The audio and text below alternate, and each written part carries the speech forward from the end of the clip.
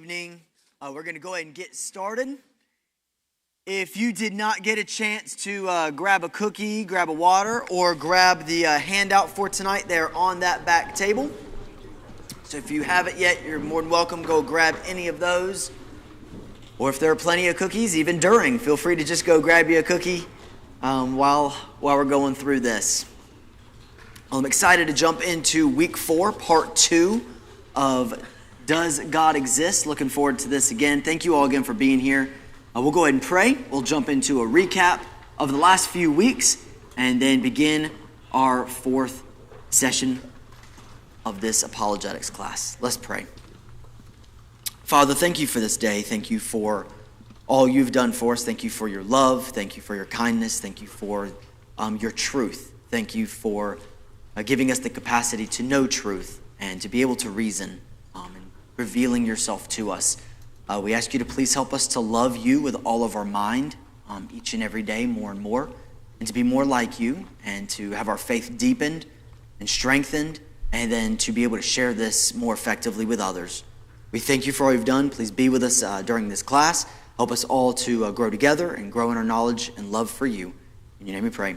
Amen. For a quick recap of the previous 3 weeks, apologetics is making a defense of and making a case for the Christian faith. In week 1, we talked about truth, looking at objective versus, or week 2 rather, we looked at objective versus subjective truth. Objective meaning it is independent of my opinion. It is independent of my opinion. How I feel about it, how I think about it, has no bearing on whether or not it is true. It is based on the object, not the subject. So regardless of how I think of it, it is either true or false, independent completely of me. Subjective is, it is dependent on me. It is based on the subject rather than the object. So it is my opinions, my personal feelings. Those things are subjective. And we looked at the differences between the two. And then last week we began our first argument for the existence of God. Of the 3 that we're going to go through, it was the cosmological argument, looking at the cosmos, the universe as a whole. And the argument went like this: whatever begins to exist has a cause. The universe began to exist. Therefore, the universe has a cause. From experience, from science, we all recognize the first premise is true, right? Whatever begins to exist has a cause. The second one, the universe began to exist. We look at a few different ways how we know this to be true. The universe is expanding. We saw that from the red shifting. We recognize and realize that the universe is expanding. And if it's expanding and has been expanding, there must have been a point in time when it began. We looked at the second law of thermodynamics. As entropy is increasing, in other words, we are running out of usable energy. We can't have run out of usable energy for all eternity, or else we would have already run out of it. So the universe had to have had a definite beginning. We also looked at it philosophically of the impossibility of an actual infinite number of successive events. There's no such thing as an actual infinite number of successive events. And because of that, we cannot have a beginningless universe. And so that leads to the conclusion that the universe has a cause. The cause cannot be the universe itself. Because if the universe caused itself, it would have had to pre-existed itself to cause itself, and that's just absurd. So the cause then must be outside the universe. And when the universe came into existence out of nothing at a single moment, space, time, matter, energy all came into existence at that moment. Therefore, the cause of it cannot be bound by space, time, matter, and energy. The cause must be enormously powerful. And so far, this cause sounds like what we would call God. The arguments for God are numerous, and we only have time to briefly go through 3. So we're going to look at 2 more. And from these arguments, we're going to show that belief in God, and by the way, this is a transcendent, powerful, spaceless, timeless, immaterial, moral, intelligent designer when we say God. This is not a caricature of God. This is not a flying spaghetti monster or someone just out there or some unicorn that, oh yeah, no. This is the God we're describing. We don't just get to assign or make up whatever God we'd like. We're not talking about a Greek deity, it's a Zeus or Poseidon. This is the specific God we mean. And that he is the most reasonable explanation for reality. Today we're going to look at two arguments. The moral argument and the fine-tuning argument are the two others we're going to look at. Again, there are many others that I encourage you to begin exploring on your own as well. The first one we're going to look at is the moral argument. It's actually Abby's favorite. She likes the moral argument. I like the cosmological argument the best, so I took a whole week for it. And then squeeze these two together. But the moral argument is definitely her favorite. So the moral argument goes this way, and there are a few different ways to put it. This is William Lane Craig's. He frames it this way, and this is the way we're going to go through it today. Frank Turek models it a little bit differently, but again, same basic argument. So here it goes. If God does not exist, objective moral values and duties do not exist. If God does not exist, there's no God, then there are no objective moral values and duties that exist. Premise 2, objective moral values and duties do exist.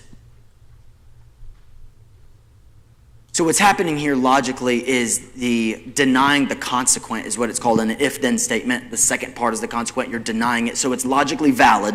All that to say is logically valid.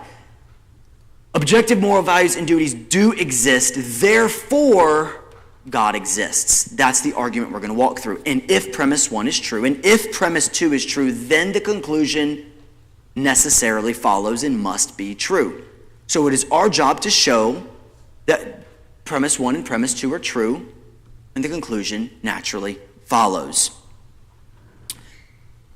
Because I'm going to take a little bit more time on the second premise, and I want us to understand objective moral values and duties really well, I actually want to approach this one first. So we're actually going to look at premise 2 first, and then we're going to go back and hit premise 1, because I think we're probably going to spend a little bit more time on premise 2, and we've already discussed it briefly with objective versus subjective truth. This is going to be touching on that some. So, premise 2, objective moral values and duties do exist.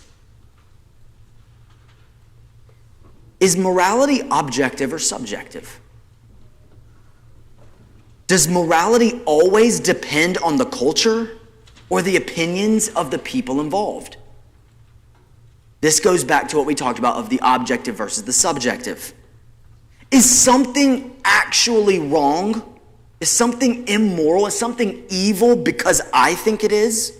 Or something right or good because I think it is? Or is it good or right or evil and wrong independent of my opinion? Is it wrong to kill someone because I feel like it? Or is it actually wrong? Is it actually wrong for people hundreds of years ago to have owned a slave, or is it that I just don't approve of that? Is it actually wrong to torture a person, or is that just not my cup of tea? I don't like pineapple on my pizza, and you like to burn down buildings. We each have our preferences. I enjoy taking walks as a hobby. You enjoy murdering people. You have your hobby, I have mine. There's no actual right or wrong, just what you feel. Really? This kind of goes back to one of our first weeks with looking at the Roadrunner tactic. Have you ever been told, you shouldn't tell someone what they're doing is wrong? Are you telling me what I'm doing is wrong? Right? What's wrong for you might not be wrong for everyone. But does each person really decide what is actually right and what is actually wrong? And what we are actually morally obligated to do? I had a conversation with a lady one time. It went something similar to this. We were talking about the moral argument because she did not believe in God, so I was working through a few of the arguments, and this is the one we came to, and we were talking about morality. She did not believe in objective morality. She said, if you think something's wrong, then it's wrong for you. If I think something's right, then it's right for me. Each person gets to decide what is right or wrong for them. She said, if I want to sleep with whoever I want, that's right for me. But if you think you shouldn't, then it's wrong for you.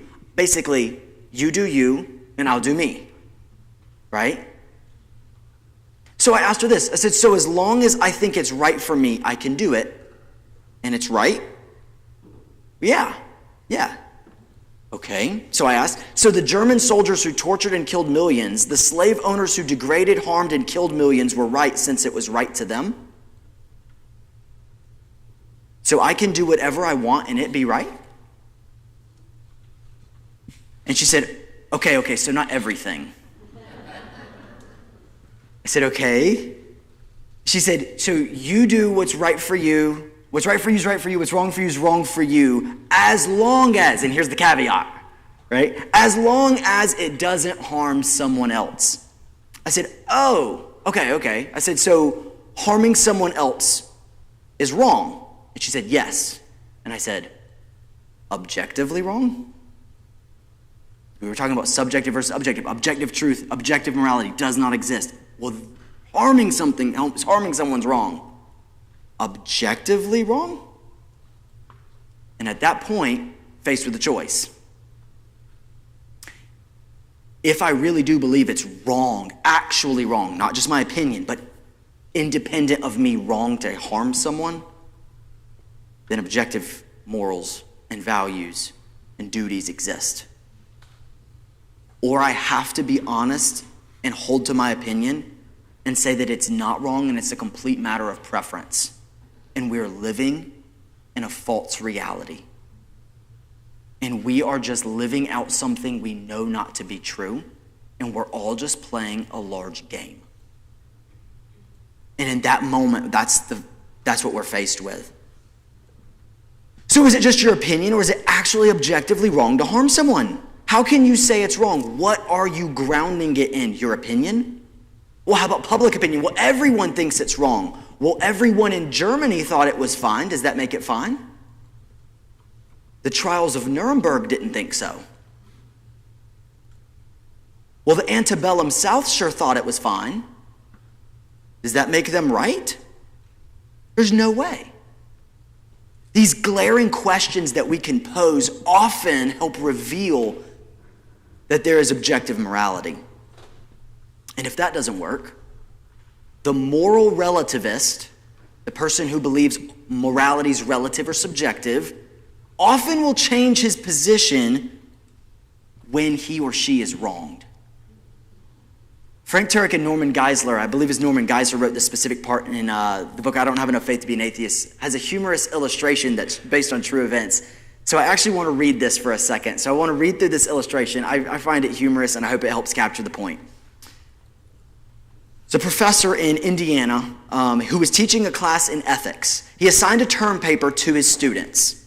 He told the students to write on any ethical topic of their choice, requiring each student only to properly back up his or her thesis with reasons and documentation. Fair enough. One student, an atheist, wrote eloquently on the topic of moral relativism, which is subjective morality. He argued all morals are relative. There's no absolute standard of justice or rightness. It's all a matter of opinion. You like chocolate, I like vanilla, and so on. His paper provided both reasons and his documentation. It was the right length, on time, stylishly presented, in a handsome blue folder. After the professor read the entire paper, he wrote on the front cover, F. I don't like blue folders. When the student got the paper back, he was enraged. He stormed into the professor's office and protested, F, I don't like blue folders? That's not fair, that's not just, that's not right. You didn't grade my paper on the merits. Look at the rubric, right? Raising his hand to quiet the bombastic student, the professor calmly retorted, wait a minute, hold on. I read a lot of papers, let me see. Wasn't your the paper the one that said there's no such thing as fairness, rightness, and justice? Yes, the student answered. Then what's this you say about me not being fair, right, and just? Didn't your paper argue that it's all a matter of taste? You like chocolate, I like vanilla? Student said, yeah, that's my view. Fine. I don't like blue. You get an F. Suddenly the light bulb went off in the student's head, realized he did believe in moral absolutes. He believed in justice. He believed in fairness. After all, he was charging his professor with injustice. The moral of the story is that there are absolute morals, and if you really want to get a relativist to admit it, all you need to do is treat them unfairly. C.S. Lewis, convinced of God through the moral argument. In fact, C.S. Lewis was a very strong atheist, came to believe in God, eventually becoming a Christian and becoming a well-renowned apologist. What led him to his belief in God was actually the moral argument, was this argument here. Here's what he says in talking about the moral argument. He says, my argument against God was that the universe seems so cruel and unjust, right? We look around our world. It's cruel. It's unjust. There's great evil. But how had I got this idea of just and unjust? Where did this come from? Here's what he says. A man does not call a line crooked unless he has some idea of a straight line. You can't call something unjust unless you know what justice is. You can't call something wrong unless you know what right is. You can't call a line crooked if you don't know what a straight line is. What was I comparing this universe with when I called it unjust? And he recognized in that moment that in order to say that there's actual evil, there has to be objective good, objective morality. And that leads us into, but where does he ground that objective morality? If objective morals really do exist, I can't just say they exist because I feel like it. It has to exist outside of me. I have to appeal to something outside of me that can ground the morals as they are objective, these values and duties that we're obligated to. And we can see this in each person. Almost each person will admit it, especially when they are the ones affected by it. If someone had their money stolen, house burned, character slandered, tires slashed, and told that the people who had done it, that was just what they do in their culture. And every culture does what they want, so you just have to be okay and tolerate it.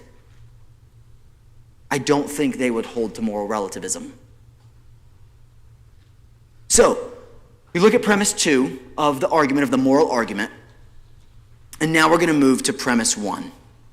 So we see that objective moral values really do exist. It's not just a matter of opinion, but they actually absolutely exist independently of me. So premise 1, if God does not exist, objective moral values and duties do not exist. So let's go to this one. Can you be good without God? Here's a question I want to pose as we look at this, because oftentimes a mistake is presupposed in this.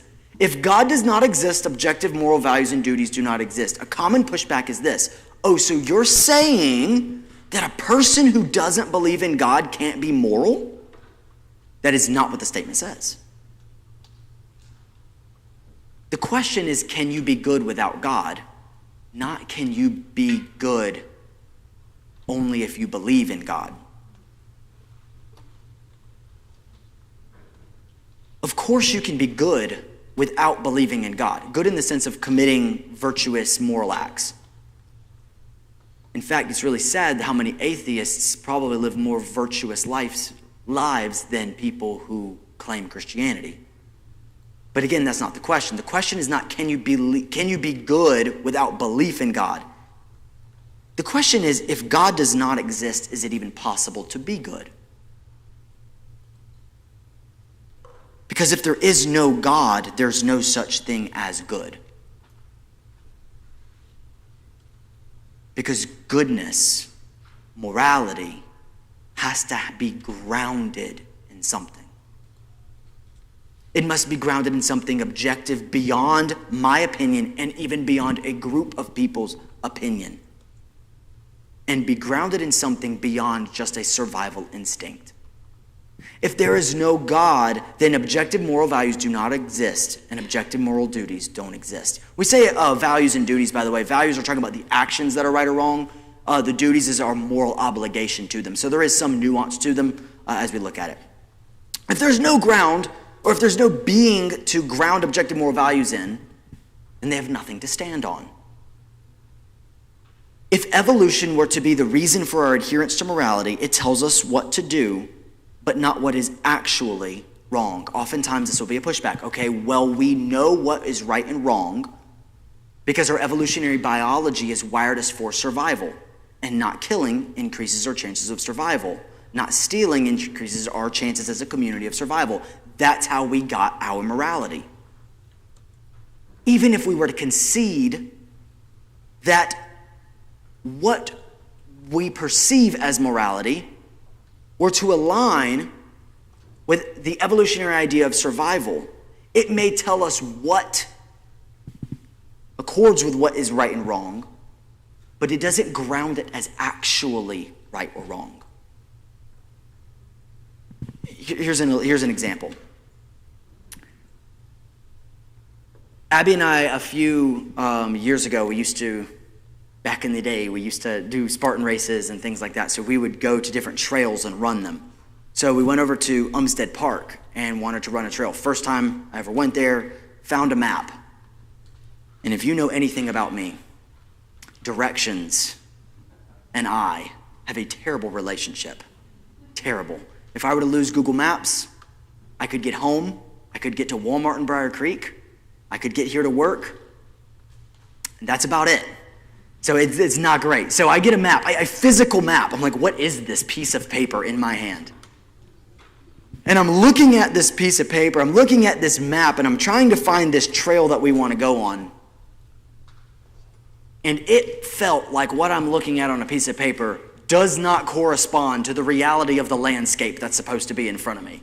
That's just how it felt. But in reality, as we began, as she began, figuring this map out, it corresponded to a reality. The idea of evolutionary biology being the reason and the grounding for morality is insufficient. It's as if you have a map that tells you where to go, but it doesn't match any real territory or reality. It may tell us what, but it doesn't ground it. It's not actually wrong. So why then is there objective morality? What are we grounding our claim in? Have you ever heard someone say, I have a right to? Right? Human rights. You ever thought, what are they grounded in? Where do you get that right from? Because if it's solely evolutionary biology and that's the only thing that gives us human rights, then we are nothing more than an advanced species. Why do we have these human rights? What are you grounding the rights in?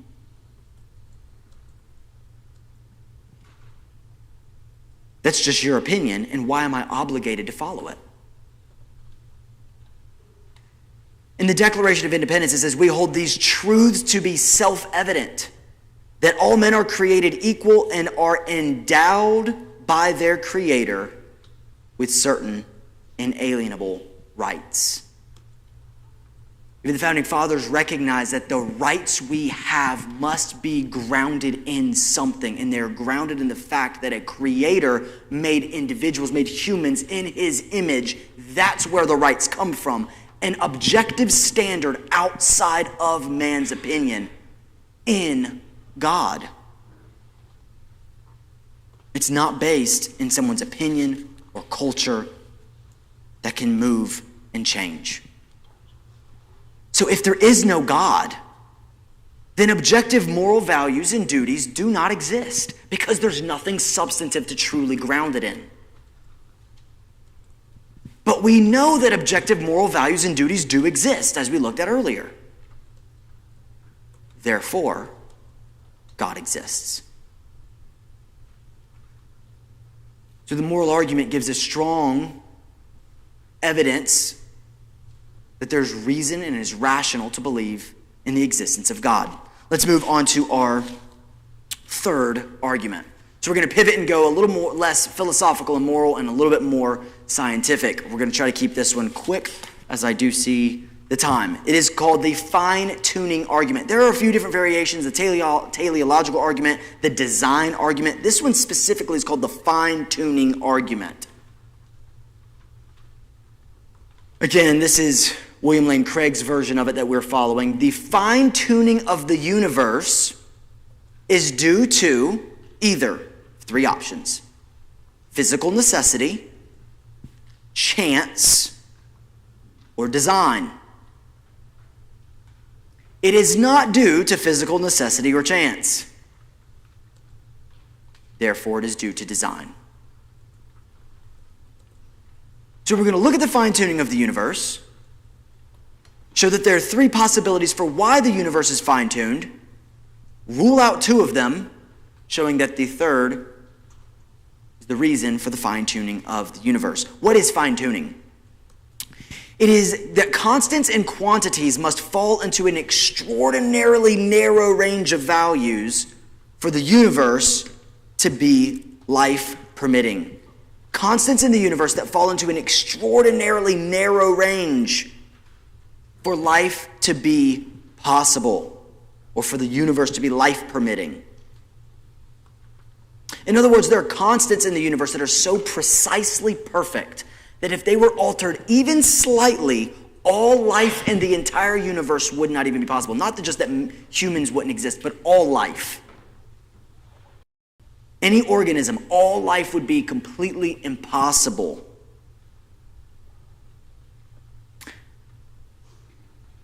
Michael Horner quotes astrophysicist Luke Barnes in his How Fine-Tuning Points Powerfully to God, stating this: a universe that has just small tweaks in the fundamental constants might not have any of the chemical bonds that give us molecules, so say farewell to DNA, and also to rocks, water, and planets. Other tweaks, just slight alterations, could make the formation of stars or even atoms impossible. And with some values for physical constants, the universe would have flickered out of existence in a fraction of a second. The constants are all arranged in what is, mathematically speaking, the very improbable combination that makes our grand, complex, life-bearing universe possible. And is what physicists mean when they talk about the fine-tuning of the universe. In other words, all of life and the existence of the universe is balanced on a razor's edge. Let's give a couple examples of this fine-tuning. There are several, we're just going to give two. One is the cosmological constant. The cosmological constant. This is the rate of the universe's expansion. As we talked about last week, the universe is not static. It is currently expanding. Space itself is moving into nothingness beyond it.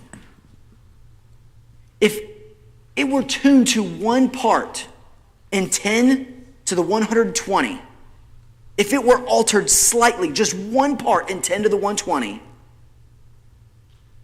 life would not exist. The expansion rate, it would either collapse back in on itself or would have stretched too rapidly for the formation of galaxies and stars. In other words, there would be no life. We look at 10 to the 120. That is not 120. That is not 1200. Let's give a practical example of this. How many of you have an iPhone? We got iPhone users in here? I don't have a little combination pad because I'm Samsung, but I've picked up enough iPhones that I've known how it works to unlock it. So let's say you pick up someone else's iPhone, it doesn't recognize your face, you swipe up and you have, if you have a fairly recent iPhone, you have 6 possibilities, right? You've got your 6-digit code to put in, and if you're my Meemaw, you have 4. So if you've got an iPhone like ours, you have 4. Most people have 6, right? Okay, so if I were to guess that, I would have, on one guess, 4 digits. If I picked up my Meemaw's phone, I would have 1 in 1,000, right? 1 in 1,000 chances to guess it right, 1 try. Well, for every bubble you add on your screen, it's not just an increase of 10 chances, it's an exponential growth. So if you have 1 in 1,000 chances to guess it right with 4 bubbles, with 5, it would be 10,000. With 6, 100,000. And now you're realizing you're going to lock your friend out of their phone for a very, very long time with that many chances, right? So here's what 10 to the 120 looks like. a 1 with 120 zeros behind it. You would never have the time in your life to even guess all of those possibilities. Not even remotely close. Not even remotely close.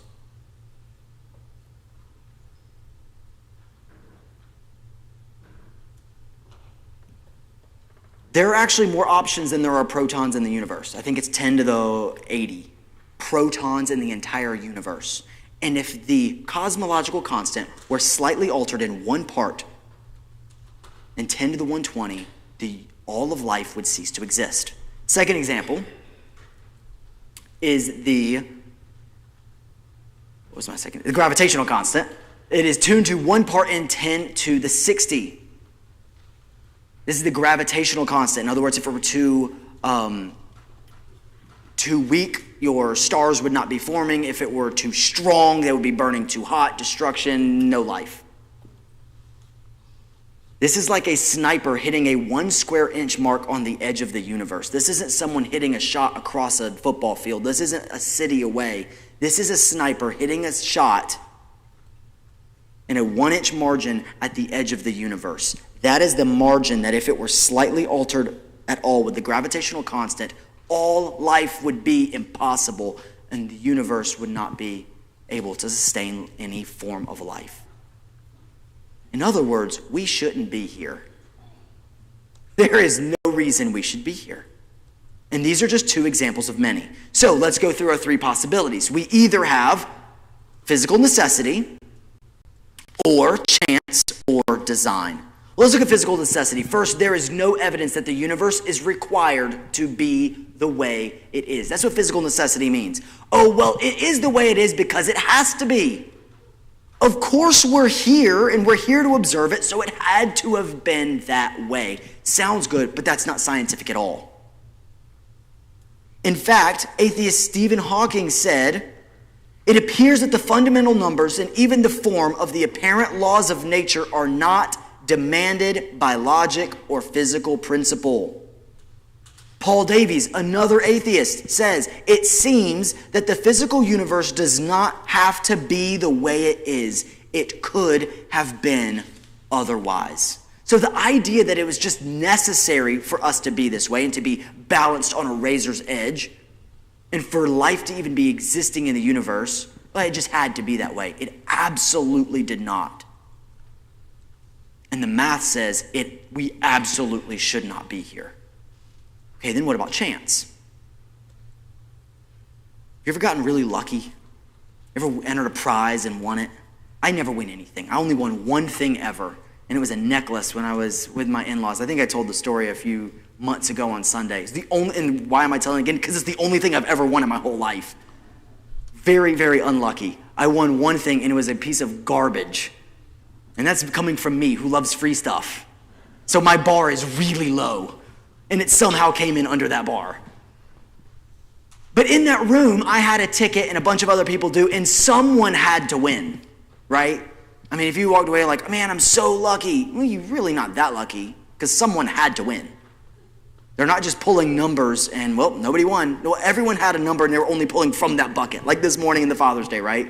No one's going to pull a number. Oh, nobody had it. All right, see you guys later. We had 10,000 numbers, and we only gave away 200 tickets, right? No, someone had to win. But that's not the case with our universe. It's not like we won the cosmos lottery, right? Like, that's not what happened. Roger Penrose of Oxford University has calculated the odds of the low entropy condition at the start of the universe. Basically, when we talk about the entropy being where it was very, very low at the beginning of the universe, he says this: "I cannot even recall seeing," because what it comes out to is 10 to the 10 to the 123. He said, "I cannot even recall seeing anything else in physics whose accuracy is known to approach even remotely a figure like 1 part in 10 to the 10 to the 123. It's not each constant or quantity that must be so fine-tuned. Their ratios to each other have to be fine-tuned." Here's what he says: "So improbability is multiplied by improbability until our minds are reeling in incomprehensible numbers." In other words, we didn't just get lucky. The number is so unbelievably minute, we can't even wrap our minds around it because it's that close to zero. So it's not we just got lucky. Again, the math says otherwise. So then it leaves us with, it must be design. Again, Paul Davies, physicist and agnostic, says, there is for me powerful evidence that there is something going on behind it all. It seems as though somebody has fine-tuned nature's numbers to make the universe. The impression of design is overwhelming. Just can't get away from it. Because it's not required and there is just no chance of it. Alvin Plantinga agrees, saying this: one reaction to these apparent enormous coincidences is to see them as substantiating the theistic claim that the universe has been created by a personal God, and as offering the material for a properly restrained theistic argument, hence the fine-tuning argument. It's as if there are a large number of dials that have to be tuned to within extremely narrow limits for life to be possible in the universe. It is extremely unlikely that this should happen by chance, but much more likely that this should happen if there is such a person as God. It's what we would expect if God exists. The fine-tuning argument points us to a transcendent intelligence behind the universe. And intelligence is a function of personhood. Energy does not think. Forces like electricity, electromagnetism, they are not intelligent. They do not have a mind. They're not rational. The scientific discovery of fine-tuning, this scientific discovery of fine-tuning, therefore, also points to a personal designer of the universe. Again, from Plantinga. And again, as you add argument after argument after argument of God, it begins to refine and clear a picture of the entity or the cause behind it all that would match our definition, or how could you call that cause anything other than God? So this takes us to our final, just our apologists of the week. As we come to a close, our apologists of the week. I included two. Since I gave two arguments, I thought I'd give two apologists this week. One is C.S. Lewis. Most of you may know him from the Chronicles of Narnia, but he's actually really powerful apologist and writer. He's got great works. Probably a great place to start if you're just wanting to jump into apologetics. And if you've not liked any of the previous recommendations, this is a very classic one. Mere Christianity by C.S. Lewis. Next one is Stephen C. Meyer. He's got a PhD from University of Cambridge. You can find him on the Discovery Institute. That's the website.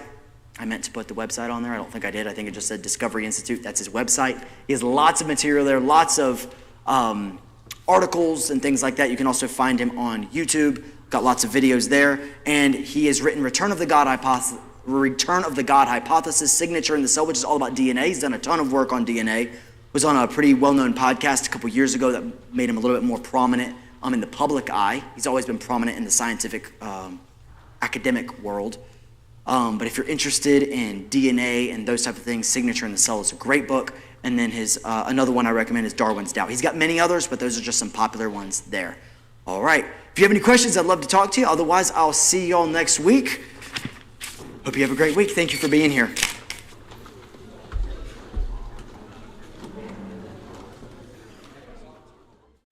If you'd like more information about our church, visit our website at lbcdurham.org.